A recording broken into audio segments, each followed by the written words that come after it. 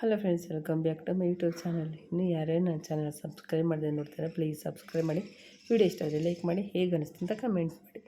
ಇನ್ನು ಎಲ್ಲರೂ ಹೇಗಿದ್ದೀರಾ ಫ್ರೆಂಡ್ಸ್? ಎಲ್ಲರೂ ಚೆನ್ನಾಗಿದ್ದೀರಾ ಅಂತ ಭಾವಿಸಿದ್ದೀನಿ. ಸೊ ಇವತ್ತೊಂದು ಸಿಂಪಲ್ಲಾಗಿ ನೋಡ್ತಾ ಇರ್ಬೋದು ನೀವು, ಮೊಟ್ಟೆ ಹಾಕಿದ್ದೀನಿ. ಮೊಟ್ಟೆ ಬಿರಿಯಾನಿ ಅನ್ಕೋಬೋದು, ಮೊಟ್ಟೆ ಇಲ್ಲಾಂದರೆ ಪಲಾವ್ ಅನ್ಕೋಬೋದು, ನಿಮ್ಗೆ ಏನು ಬೇಕಾದ್ರೂ ಅನ್ಕೋಬೋದು. ಬಟ್ ಇದನ್ನು ನಾನು ಯಾವ ರೀತಿ ಮಾಡಿದೆ ಅಂತ ನಿಮ್ಮೊಟ್ಟಿಗೆ ನಾನು ಶೇರ್ ಮಾಡ್ತೀನಿ. ಯಾಕಂದರೆ ನಾನು ಮಾಡಿ ಇಟ್ಕೊಂಡಿರೋದು ಸಿಂಪಲ್ಲಾಗಿ ಎಲ್ಲ ಹೋಮ್ ಮೇಡ್, ಮನೇಲಿ ಎಲ್ಲ ಈಸಿಯಾಗಿ ಮಾಡಿಟ್ಕೊಂಡ್ರೆ ಕೇವಲ 5 ನಿಮಿಷ ಸಾಕು ಫ್ರೆಂಡ್. ವಿಸಿಲ್ ಬರೋದೊಂದೇ ಬಾಕಿ ಅಷ್ಟೇ. ಸೊ ಯಾವ ರೀತಿ ಮಾಡೋದಂತ ನಿಮಗೆ ನಾನು ತೋರಿಸ್ತೀನಿ. ಫಸ್ಟು ಕುಕ್ಕರ್ ಇಟ್ಕೊಂಡು, ಕುಕ್ಕರ್ ಚೆನ್ನಾಗಿ ಕಾದ್ಮೇಲೆ ಎಣ್ಣೆ ಹಾಕೋಬೇಕು. ಎಣ್ಣೆ ಚೆನ್ನಾಗಿ ಕಾದ್ಮೇಲೆ ಇದಕ್ಕೆ ಕಸ್ತೂರಿ ಮೇಥಿ, ಚಕ್ಕೆ ಲವಂಗ ಮತ್ತು ಪಲಾವ್ ಎಲೆ ಇದಿಷ್ಟು ಹಾಕಿ ಚೆನ್ನಾಗಿ ಪಟ ಅಂದಮೇಲೆ ನಾನಿಲ್ಲಿ ಆಲೂಗೆಡ್ಡೆ ಹಾಕಿದ್ದೀನಿ. ನಿಮ್ಗೆ ಏನು ಬೇಕಾದರೂ ತಗೋಬೋದು. ಬಟ್ ಇದು ಆಲೂಗೆಡ್ಡೆ ಹಾಕಿದ್ರೇ ಚೆನ್ನಾಗಿರುತ್ತೆ. ಸೊ ನೀವು ಆಲೂಗೆಡ್ಡೆನೇ ಹಾಕಿ. ಆಲೂಗೆಡ್ಡೆನ ಎಣ್ಣೆನಲ್ಲಿ ಒಂದು 5 ನಿಮಿಷ ಚೆನ್ನಾಗಿ ಹುರ್ಕೋಬೇಕು. ನೀವಿಲ್ಲಿ ನೋಡ್ತಾ ಇದ್ರಲ್ಲ, ಇದೇ ಪೇಸ್ಟು.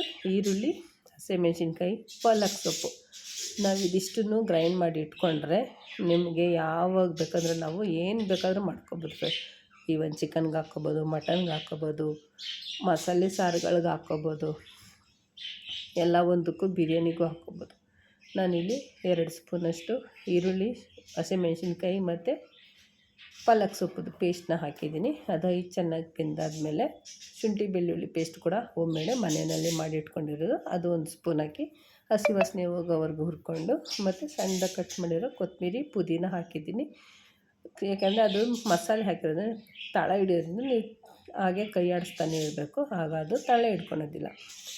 ಮತ್ತು ಇಲ್ಲಿ ನೋಡಿ, ನಾನು ಟೊಮೊಟೊ ರುಬ್ಬಿಟ್ಟಿದ್ದೀನಿ. ನೀವು ರುಬ್ಬಿಲ್ಲ ಅಂದರೆ ಕಟ್ ಮಾಡಿ ಕೂಡ ಹಾಕ್ಬೋದು, ಇಲ್ಲಾಂದರೆ ಗ್ರೇಟ್ ಮಾಡಿ ಕೂಡ ಹಾಕ್ಕೊಬೋದು, ಆಪ್ಷನಲ್ ನಿಮ್ಮದು. ಇದಿಷ್ಟು ಮಸಾಲೆ ಚೆನ್ನಾಗಿ ಫ್ರೈ ಆದಮೇಲೆ, ಇದು ಮನೆಯಲ್ಲೇ ಮಾಡಿರೋ ಬಿರಿಯಾನಿ ಮಸಾಲೆ ಫ್ರೆಂಡ್ಸ್. ಮಾರ್ಕೆಟಲ್ಲಿ ನೀವು ಬಿರಿಯಾನಿ ಐಟಮ್ ಕೇಳಿದ್ರೆ ಫುಲ್ಲು ಕೊಡ್ತಾರೆ ಸೆಟ್ಟು.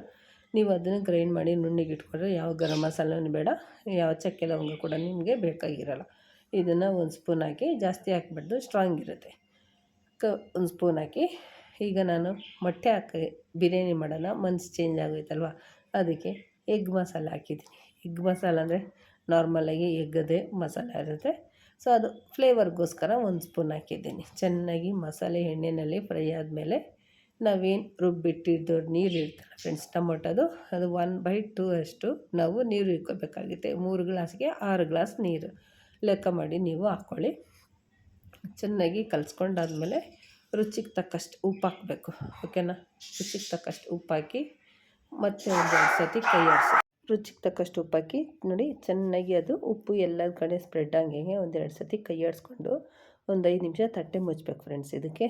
ಯಾಕಂದರೆ ಅವಾಗ ತಟ್ಟೆ ಮುಚ್ಚಿದ್ರೆ ಬೇಗ ಕುದಿಯುತ್ತೆ ನೋಡಿ. ಈ ಕುದಿಯೋ ಟೈಮಲ್ಲಿ ನಾವು ತೊಳೆದಿಟ್ಟಿರೋ ಅಕ್ಕಿನ ಹಾಕ್ಕೋಬೇಕು. ಅಕ್ಕಿನ ಹಾಕ್ಕೊಂಡು ಮತ್ತೆ ಅದನ್ನು ತಳ ಹಿಡಿಬಾರ್ದು. ಒಂದೊಂದು ಅಕ್ಕಿ ತಳ ಹಿಡಿಯುತ್ತೆ, ತಳ ಹಿಡಿದು ಚೆನ್ನಾಗಿ ಕಲಿಸ್ಕೊಳ್ಳಿ. ಈಗ ಉಪ್ಪೇನೋ ಕಮ್ಮಿ ಇತ್ತು ಅಂದರೆ ನೀವು ನೋಡಿಕೊಂಡು ಮತ್ತೆ ಕೂಡ ಉಪ್ಪು ಹಾಕ್ಕೊಳ್ಳಿ. ಚೆನ್ನಾಗಿ ನೋಡಿ ಕಲಸಾದ್ಮೇಲೆ ಅದು ಒಂದು ಕುದಿ ಲೈಟಾಗಿ ಕುದಿ ಬರ್ತಾ ಇರುತ್ತೆ ಫ್ರೆಂಡ್ಸ್. ಆವಾಗ ನಾವು ಇದಕ್ಕೆ ಮೊಟ್ಟೆನ ಒಡೆದು ಹುಯ್ಬೇಕು. ಮೊಟ್ಟೆ ಒಡೆದಾದ್ಮೇಲೆ ಯಾವ ಕಾರಣಕ್ಕೂ ಕಲ್ಸೋಕ್ಕೂ ಹೋಗಬಾರ್ದು, ಅದಕ್ಕೆ ಫಸ್ಟೇ ನಾವು ಕಲಿಸ್ಬೇಕು.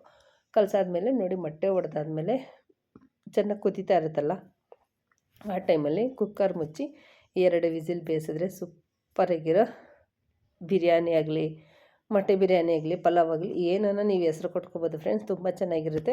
ಸೊ ನಾವು ಮನೆಯಲ್ಲಿ ಈ ರೀತಿ ಈರುಳ್ಳಿ ಪೇಸ್ಟು ಎಲ್ಲ ಮಾಡಿಟ್ಕೊಂಡ್ರೆ ಈಸಿಯಾಗಿ ಮಾಡ್ಕೋಬೋದು. ಸೊ ಅದಕ್ಕೋಸ್ಕರನೇ ನಿಮಗೆ ನಾನು ತೋರಿಸಿದ್ದೀನಿ. ಸೊ ಬೆಂದಿರೋ ಮೊಟ್ಟೆನ ಫಸ್ಟು ನಾವು ತೆಗೆದಿಟ್ಕೊಬಿಡೋಣ, ಯಾಕಂದರೆ ಅನ್ನ ಕಲಸಿದ್ರೆ ಎಲ್ಲ ಪುಡಿ ಆಗಿಬಿಡುತ್ತಲ್ವ, ಆ ರೀಸನ್ಗೋಸ್ಕರ ಮೊಟ್ಟೆನ ಫಸ್ಟು ನಾವು ಸೈಡಲ್ಲಿ ತೆಗೆದಿಟ್ಕೊಂಡು, ಆಮೇಲೆ ಮಸಾಲೆ ಮೇಲೆ ಇರುತ್ತೆ ಅನ್ನದ ಮೇಲೆ, ಅದನ್ನು ಕ್ಲೀನಾಗಿ ನಾವು ಕೆಳಗಡೆಯಿಂದ ಮೇಲೆ ತೆಗೆದು ಕ್ಲೀನಾಗಿ ಮಸಾಲೆ ಹೊಂದೋ ಥರ ಎಲ್ಲನೂ ಅನ್ನನ ನಾವು ಕಲಿಸ್ಕೋಬೇಕಾಗುತ್ತೆ. ಪಾತ್ರೆಯಲ್ಲಿ ಮಾಡಿದ್ರೆ ಈ ಥರ ಪ್ರಾಬ್ಲಮ್ ಬರೋಲ್ಲ. ನಾವು ಕುಕ್ಕರಲ್ಲಿ ಮಾಡಿದ್ರೆ ಸೊ ಮಸಾಲೆ ಎಲ್ಲ ಮೇಲೆ ಇರುತ್ತೆ, ಅನ್ನ ಕೆಳಗಡೆ ಇರುತ್ತೆ. ಸೊ ಅದರಿಂದ ನೀವು ಒಂದು ಸತಿ ಕ್ಲೀನಾಗಿ ಕಲಿಸ್ಕೊಳ್ಳಿ. ಕಲಿಸ್ಕೊಂಡಾದ್ಮೇಲೆ ಬ್ಯಾಟಿಂಗ್ ಬರೆಸಿ ಇದ್ರ ಮೇಲೆ ನಿಂಬೆಹಣ್ಣು ಸರ್ವ್ ಮಾಡ್ಕೊಂಡು ತಿಂದರೆ ಸೂಪರಾಗಿರುತ್ತೆ ಫ್ರೆಂಡ್ಸ್. ಯಾವ ರೀತಿ ಮಾಡ್ಕೊಳೋದು ಈರುಳ್ಳಿ ಇಲ್ದಿರ ಅಂತ ನೋಡಿ ತೋರಿಸಿದ್ದೀನಿ. ಈರುಳ್ಳಿ ಇಲ್ಲ ಅಂದರೆ ಕಟ್ ಮಾಡ್ದಿರ ನಾವು ಈ ರೀತಿ ಪೇಸ್ಟ್ ಮಾಡಿ ಇಟ್ಕೊಂಡ್ರೆ ಈಸಿಯಾಗಿ ಮಾಡ್ಕೊಬೋದು, ಓಕೆನಾ? ಹೇಗೆ ಅನ್ನಿಸ್ತು ಈ ವಿಡಿಯೋ? ನಾನು ಬೆಳಗ್ಗೆ ಮಾಡಿ ಟಿಫನ್ ಕಟ್ಟಿದ್ದೀನಿ, ನೀವು ಕೂಡ ಮಾಡ್ಕೊಂಡು ತಿನ್ನಿ. ಹೇಗೆ ಅನ್ನಿಸ್ತು ಅಂತ ಮರೀದೇ ಕಮೆಂಟ್ ಮಾಡಿ, ಓಕೆನಾ ಫ್ರೆಂಡ್ಸ್? ವಿಡಿಯೋ ಇಷ್ಟ ಇದ್ದರೆ ಇನ್ನೂ ಯಾರ್ಯಾರು ನನ್ನ ಚಾನಲ್ ಸಬ್ಸ್ಕ್ರೈಬ್ ಅಂತ ನೋಡ್ತಾರೆ ಪ್ಲೀಸ್ ಸಬ್ಸ್ಕ್ರೈಬ್ ಮಾಡ್ಕೊಂಡು ವಿಡಿಯೋ ಪೂರ್ತಿ ನೋಡಿ ಹೇಗೆ ಅನಿಸುತ್ತೆ ಕಮೆಂಟ್ ಮಾಡಿ. ಓಕೆನಾ? ಟೇಕ್ ಕೇರ್, ಬಾಯ್. ಇದೇ ಥರ ಸಿಂಪಲ್ ರೆಸಿಪಿಗೋಸ್ಕರ ನನ್ನ ಚಾನಲ್ನ ಮರೀದೆ ನೋಡಿಕೊಂಡೇ ಇರ್ರಿ. ಓಕೆನಾ? ಟೇಕ್ ಕೇರ್, ಬಾಯ್ ಬಾಯ್.